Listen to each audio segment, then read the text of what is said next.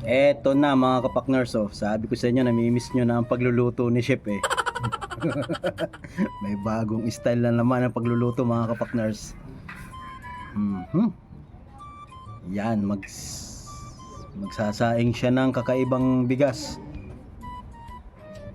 Namiss ko to ah. Namiss ko to si Chef ah. Tingnan natin kung walang kalukuhan ang kanyang gagawin mga kapakners. Alam ko namang namiss nyo rin to eh. Matagal tayo di gumawa ng ganito. Yan, nagkalandi na agad. Wala, nagkasayang lana effort. Lagay pa sa dahon ng saging. Ano ito? Pusit o longganisan lukban? Ah, pusit.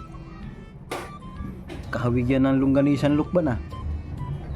Ah, yan ang tiyaga mong hanayin. Alam ko na mangyayari dyan.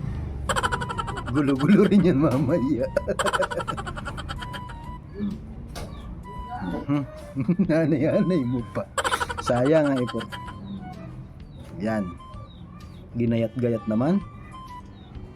Wala pa ako nakikitang sili mga kapakners. Wala pa. Pwede pa tayong pumalag dyan. Tapos okay, tinakpan.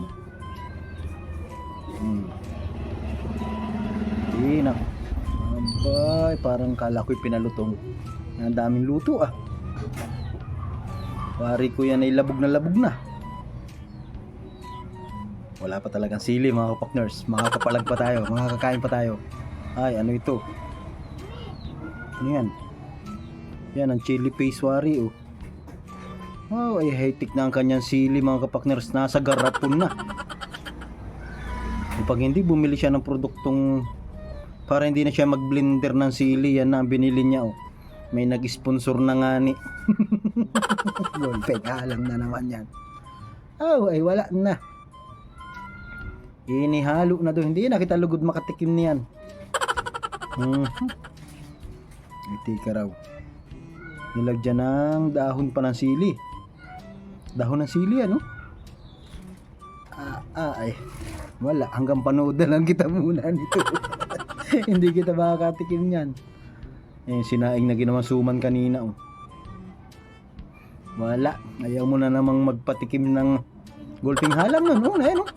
Alasunda chili paste. Chili paste. Ayan oh. Shrimp. Hipon na chili paste.